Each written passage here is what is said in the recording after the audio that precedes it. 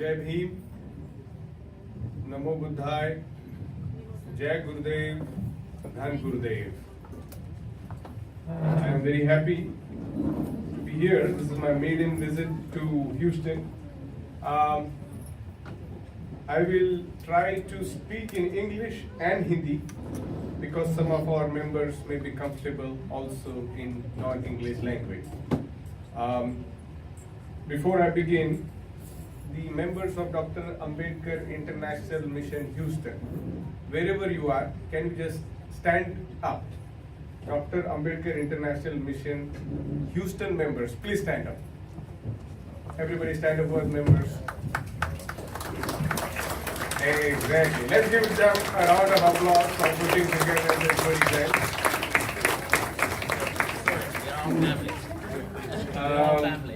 And all the partners who have made this event possible today, with and without name, who deserve recognition.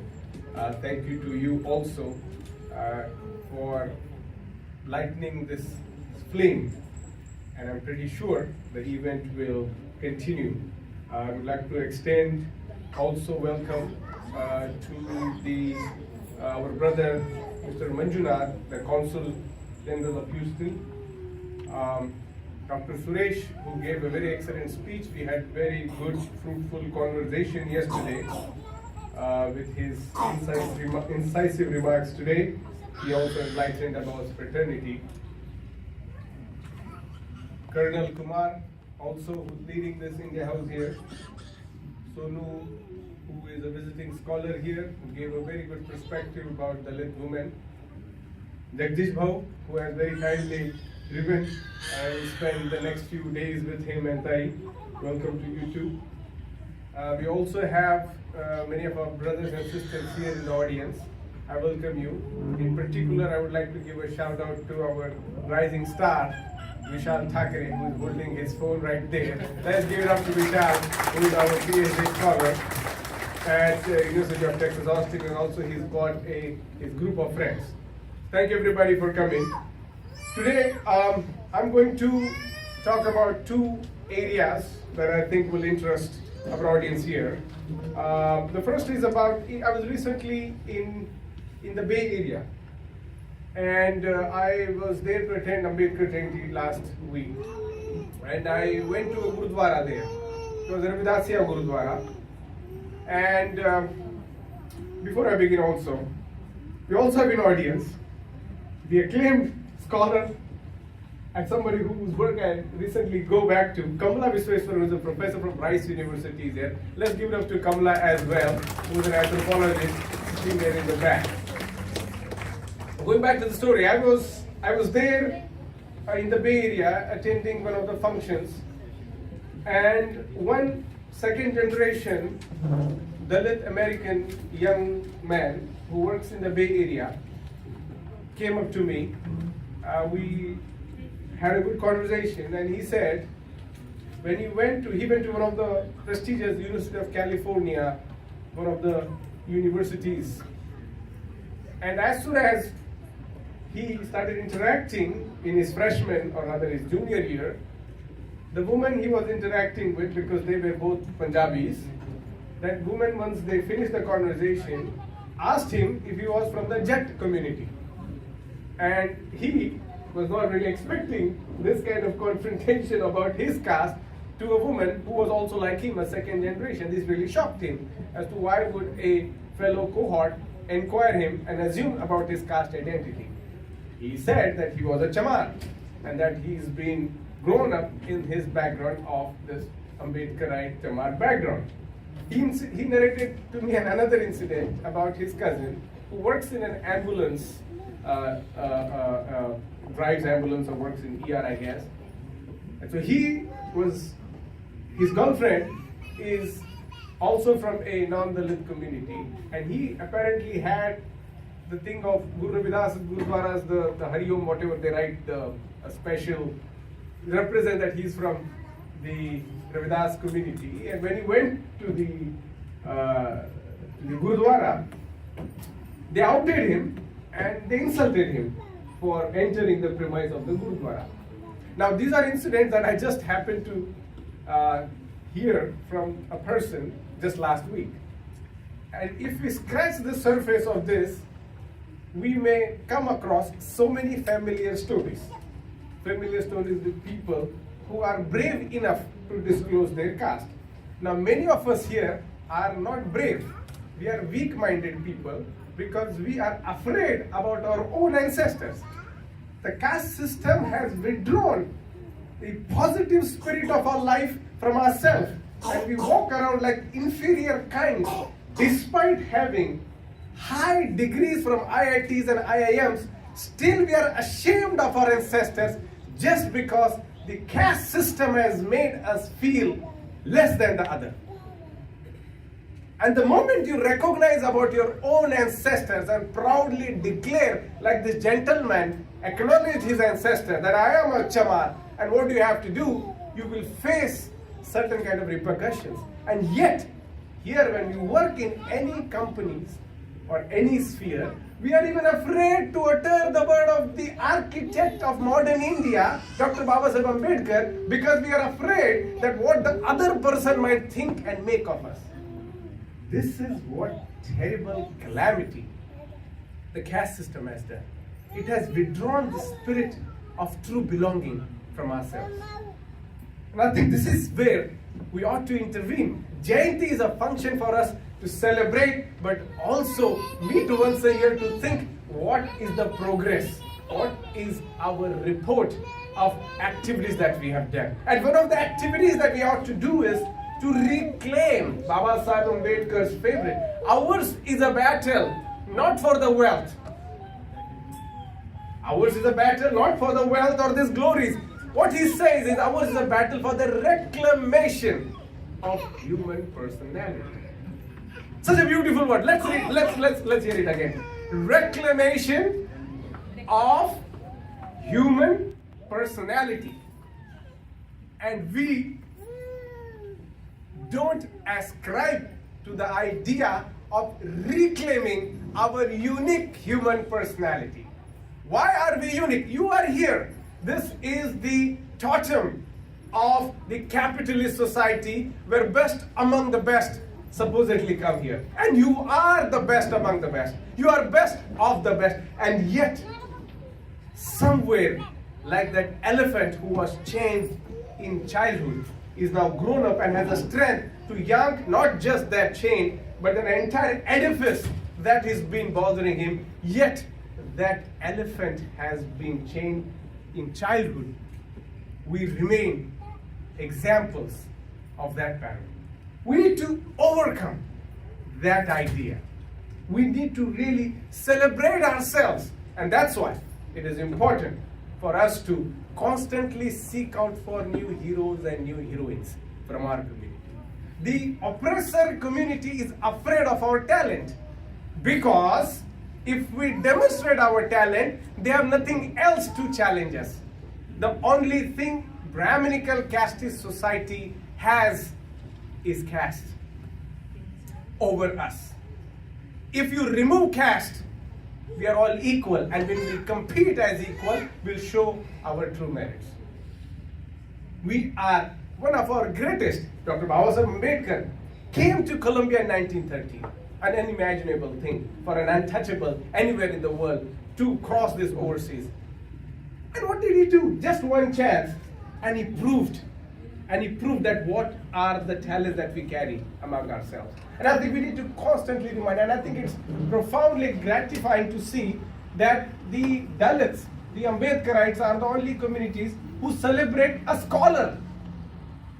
Very few communities anywhere in the world celebrate scholars. People celebrate mythical gods and goddesses. They fast for XYZ, whose evidence cannot be proved. But we are the people who salute, celebrate, and remember a scholarly gentleman, and we hope to imbibe those qualities in us as well as our children. That is the uniqueness. But we ought to start embracing ourselves. We can't remain the subordinate victims. We are no longer in chains. Let us remove that mental chain. Let us overcome that tragic ideas deployed in us when people say you are here merely because you are a beneficiary of reservation system. You're not talented because you are a quota wala. And that remained in our minds so much that I just met in Bay Area people making $250,000 working at the big companies, and yet they have that thing in their mind that I'm not talented enough even to be working at Google. Why? Because somebody, some weak-minded person planted that idea in your mind that you were there not because of your merits, you were there because somebody created a place for you. You are not talented enough, you got inside because of less marks. That is a very wrong idea of identifying merit. Why? We are just asking to enter the door. When you enter the door, is there a reservation for exams? Is there a quota for exams? When you go into the service, when you are undergoing the services, there is no preferential treatment. You all give the same exam. If you go into medical school and engineering school, what did you do? You just entered and then you gave exams and you passed like everyone else, and then you got a job like everyone else. Yet we have the sham and the fear of this, that we are not equal enough and capable enough. Now friends, to overcome this, Baba Saheb Ambedkar also prescribed various ideas, and one of his battles that he was talking about was about this battle of joy. When he said, my battle is not about grief, it's about this joyous movement. And we are the products of joys. We live in a joyous environment. We are not facing the atrocious tragedies that our people face back home. So we are in a way more privileged. And so what should be our responsibility in this place? And so my second point I would like to direct my attention to is the issue that has been plaguing modern colonial India since the 1890s, and that is the Bodh Gaya Mahavirara Temple Act. Now we have to go through the little history. When Buddha, Samyak Sambuddha, attained the enlightenment, जब उनको ज्ञान की प्राप्ति हुई भगवान बुद्ध को, वो जगह जो थी आज के बिहार के गया में है. बिहार की गया में जो जगह है उसको कहा जाता है, वहां पर मंदिर बनाया सम्राट अशोक ने. सम्राट अशोक ने 3rd century BCE, मतलब बुद्ध के ज्ञान प्राप्ति के तकरीबन 200 साल के बाद वहां पर उन्होंने जाकर बुद्ध ने जिनको जहां ज्ञान प्राप्त हुई, one of the most important moments of enlightenment, where a man who sought out enlightenment by his own efforts, Samyak Sambuddha, and so great a Raja of India, the unifying force in historical India has been Samrat Ashok, the greatest emperor the world has ever seen, who ruled by mere compassion. In your Karnataka, there are sites where I went to of Samrat Ashok's. That's how vast his empire was, and he ruled with Buddhist ethics. So Samrat Ashok, when he established this, it was a reverence for this. But over the periods, Shunga dynasty came, Shungas. They also added additional structure as a reverence to Buddha. You can see Buddhist civilization was so active, so alive, so pregnant with new ideas of Nibbana, to give people freedom from any kind of miseries that they were having in their lay people's life or the monk life. After Shungas, the Palas come over, the Buddhist civilization continues until the 12th century. As happens, Baba Saheb Ambedkar writes also, and history is there was a decline in Buddhism. For various reasons, Baba Saheb identified that there was no royal patronage. A religion can only survive when there is royal patronage. There was no royal patronage. So what happens? By 13th, 14th, 15th century, there is literally absence of Buddhism from this side. But where does Buddhism go? It goes to the neighboring regions. It is the genius of Samrat Ashok, who appointed so many Arhat monks so that they can go and spread the word of Dhamma. They go to Burma, they go to China and different parts of the region. Burma in Sri Lanka, of course, but Burma is something that is part of India, colonial India. Burma is not different. Burma is now Myanmar. During those times, it was still part of India. So Burmese kings have been always Burmese history of Buddhism is very strong. The various modern practices of Vipassana and other forms of meditations are preserved there because Arhat monks who took the word of the Tathagat preserved them. But this time, 1590 onwards, a Mahant went and started, a Shaivite Mahant who went there in that already constructed site of Buddha's enlightenment today in Bodh Gaya. He started worshipping, and as happens with every religious site in India, where there is an already established structure, you have to understand, there has been no culture of building temples before the rise of Buddhism in India. Buddhism, especially the Mahayana sect, who believed in this, constructed temples. And so you will say, how come there are all these ancient temples of people say 3,000 years, 4,000 years? They are not. The modern architecture of any temples you will see that have special resonance are Buddhist temples. One of the best example is Jagannath, the Puri. Now they call him Adi Buddha, and eventually the 9th incarnation of Vishnu.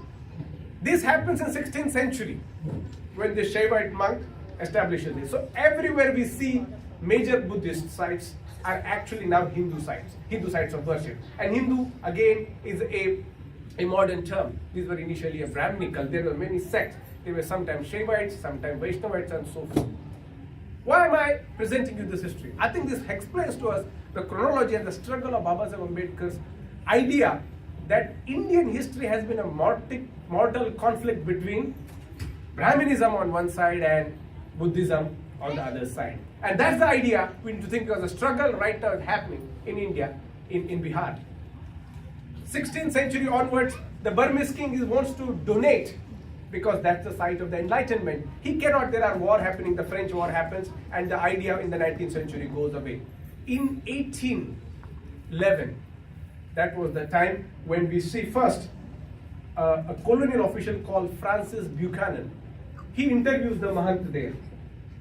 And the record is the Mahant says, this is the site of, and Buddhists come and worship freely. Because the Burmese Buddhists were coming.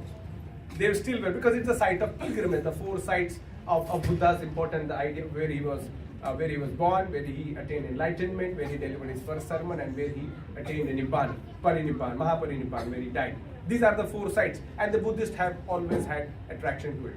Then, as we know, Dr. Edwin Sir Arnold, who wrote The Light of Asia, the famous, and he popularized that. And so he made a comment. He said, if I have to look for the sacred Buddhist sites, because by now when he wrote The Light of Asia, people are interested in Buddhism, especially the English colonial world.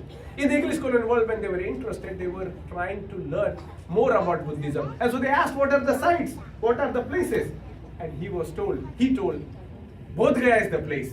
It's like the Jerusalem for the Jews. And that's how the progress takes place. It comes to fruition when Anagarika Dharmapala, the Christian-born Buddhist missionary who eventually becomes a monk from Sri Lanka, garners attention and starts the movement to have to reclaim Bodh Gaya into the hands of Buddhists. But the Mahant refuses.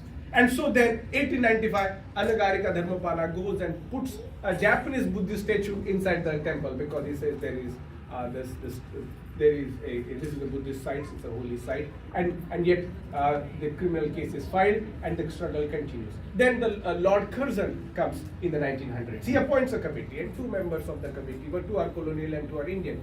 One is Justice Surendranath and one is Hara Prasad Shastri, a great Sanskrit scholar. Surendranath apparently is told, takes bribes from the monks. Hara Prasad Shastri, the Sanskrit scholar, says, okay, this has to go in the hands of Buddhists.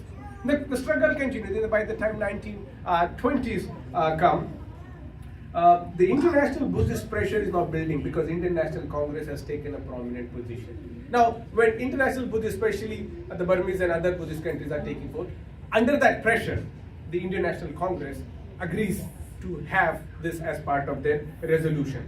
In 1925, Gandhi as in Mahatma Gandhi, deputes Rajendra Prasad, the first, eventually was going to become the first president, as a representative to discuss this matter at Hindu Mahasabha conference. and the conference resolves that it has to be an amicable position between, there has to be half Hindus because they've been worshipping for a few centuries, and half Buddhists. Now that promises that the promise is kept, but the Mahant says, you know what, I don't agree with you. By 1920s, again, a Burmese member, as you have to understand, Burma is still part of colonial India. He goes to Delhi and proposes a resolution.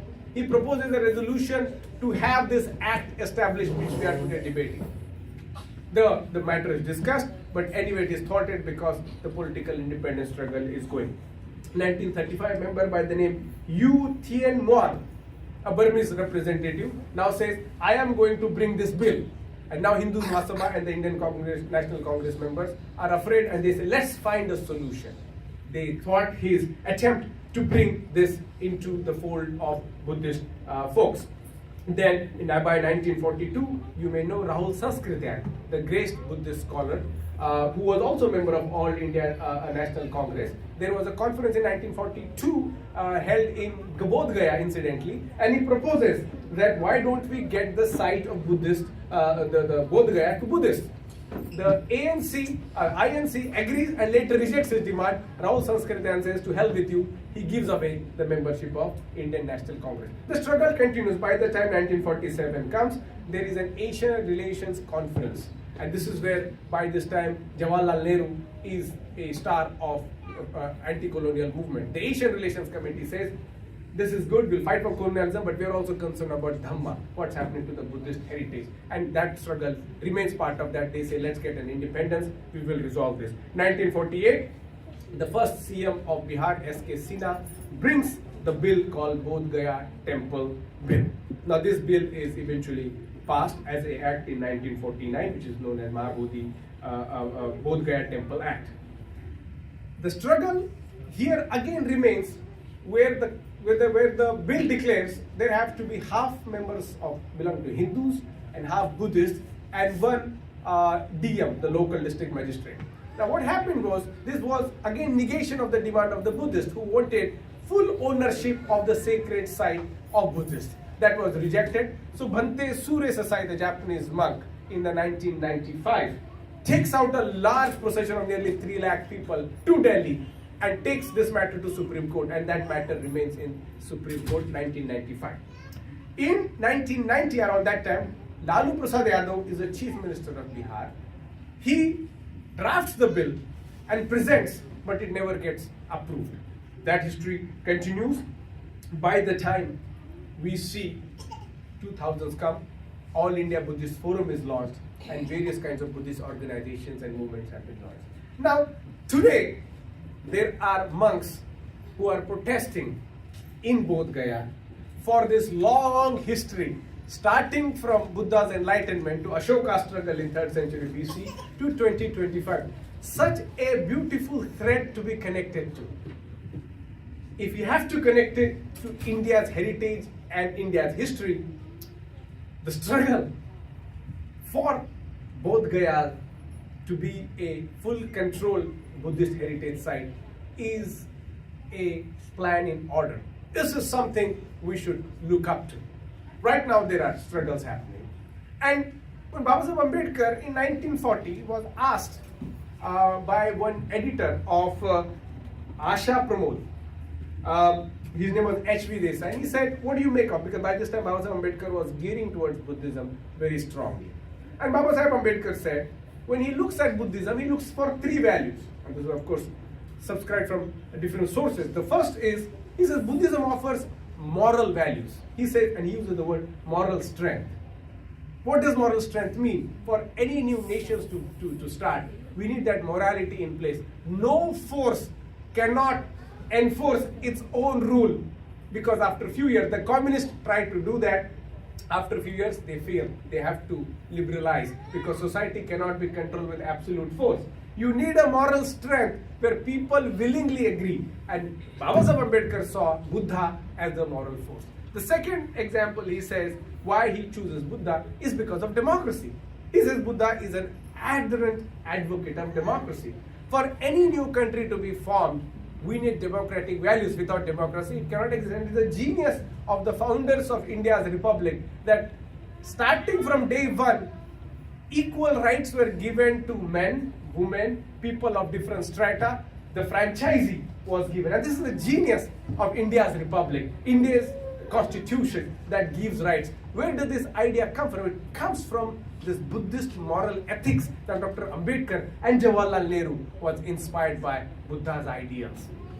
And the third idea Baba Ambedkar says that he says, unlike the Gita, which he calls, and our friend Kumar, who has written a book about what does Gita means to Ambedkar and other ideas of fratricide, he calls it. It's the war between brothers. It's a lesson given in the war front. But he says, unlike Gita, which talks about violence and talks about betraying the brothers in this quest for dharma, Buddha's teaching provides what he says a sound ethical base. Buddha's teaching is providing an ethical reasoning for us. So that's why he distinguishes that. And he says, that's why whatever good today you have in Hinduism, this is Baba Sahib's quote, 90% of that is borrowed from Buddhism. And that is what is happening with Bodh Gaya and other historical sites. If you go to the sites of Tirumala Tirupati, if you go to Meenakshi, if you go to Ayyappan temple, all of these sites are created by your ancestors, by your meeting the ancestors who were Buddhist. India was a Buddhist land. Eventually, Middle Ages, they became Hinduized. Colonial times, they became fanatically Hinduized. And today, that idea has become into committing atrocities. Every day, India today came up with National Crime Records Bureau data, 10 Dalit women are raped. That's an average. Where does this violence come from? In a Buddhist idea of moral and ethical base, you would not see other person as somebody that can be used for your passion, sexual desires. You will see that other person as following the path of purity, following the path of 5 Shilas that Manoj recently just provided. We need that idea. And for our nation and our own self and building our mental personality, we need Dhamma's guidance as provided by Baba Sahib and other teachers who have followed in this. You have been into this courageous space. Let us embrace ourselves, our people, the teachings of the enlightened men and women who have given us various sound directions and follow the path of purity in our life. Jai Bhim, Jai Bharat, Namo Buddhaya.